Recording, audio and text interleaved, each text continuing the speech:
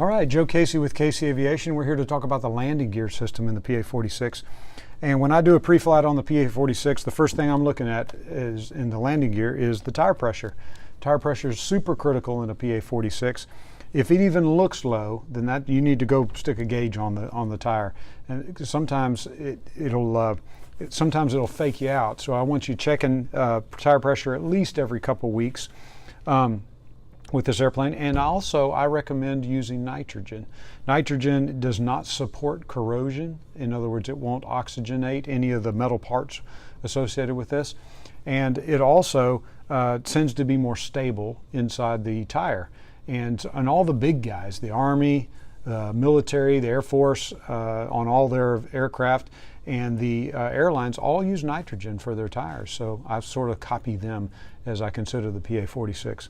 When I do a pre-flight, I'm looking for in the strut area to have about 4 fingers is generally about the right amount of space that I'm looking for right here.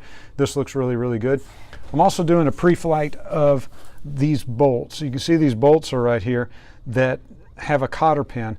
Now, if these bolts were to come out, if the cotter pin would come out and the bolts were to come out, this wheel would just be turned like a shopping cart. And so we want to make sure that because these provide the directional stability for it. So I'm really looking at the 1, 2, and then there's a third bolt on the back side. Next, I'm looking at the weight on wheel switch. What happens right here is this angle, whenever the airplane leaves the ground, this will push up like this. And this plate that's right here will push against this switch, advising, or if you want to think of it this way, giving a signal that the airplane's off the ground. And then when it's off the ground, we have, it'll do many things for us, but the first thing it'll do is open the safety valve that's in the back of the airplane. That will depressurize the airplane. Another thing to do, we route the action of the landing gear switch or landing gear handle through this valve, through this switch. What that means is if I go inside this jet prop right now, hit the battery switch and bring the gear to the up position, the gear should not come up because the weight on wheel switch is telling the system that it's on the ground. So it's a bit of a safety switch in that regard. Also, this will deregulate the amount of amperage that goes to the stall warning heat. So that's an important part of it as well. So you can see this particular jet prop has this area that's in right here should have no paint on it. This one's got a little bit of paint that somebody's rubbed off here, but if you ever get your airplane painted, you want to make sure this is not, because this is the grounding point whenever you do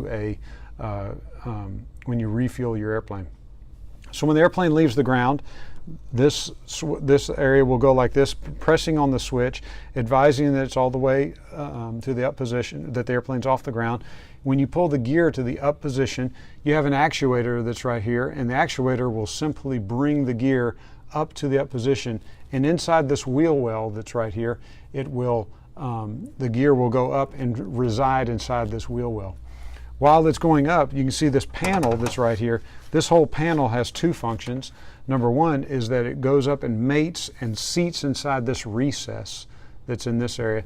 And so I get a nice flush surface on my airplane for the underside, so really an aerodynamically clean airplane. The other reason that this happens is so that whenever I'm doing an emergency gear extension, if that gear is held in the up position, and then the gear, if I need to release the gear will simply fall, and then I can yaw the airplane one side or the other, and the air will push this on this vertical wing, if you want to think of it this way, pushing that gear out to that locked position.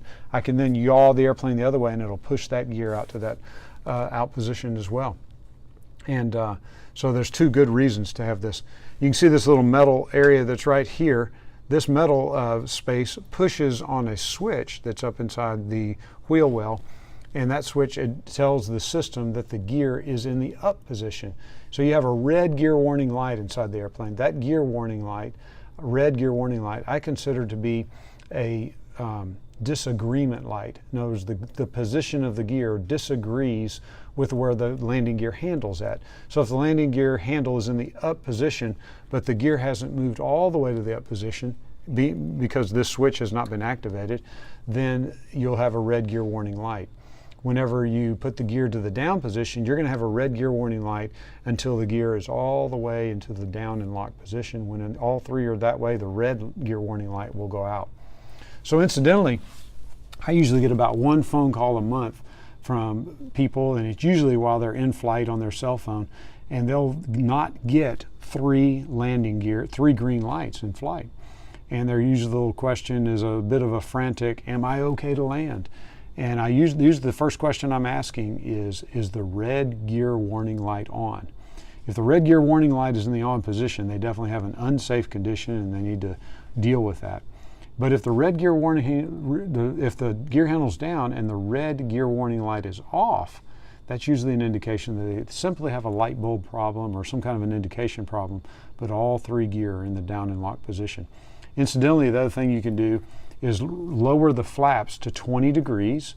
If you lower the flaps to 20 degrees and you don't get a gear warning audible tone, then you know your gear is down and locked. And the other one you can do is bring your throttle or your power lever, depending on whether you're a piston or a turbine, all the way to the idle position.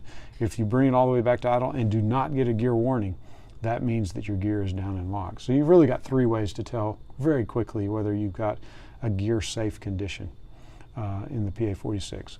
So that's the landing gear system, the main landing gear system. We'll talk about the nose landing gear section in just a second.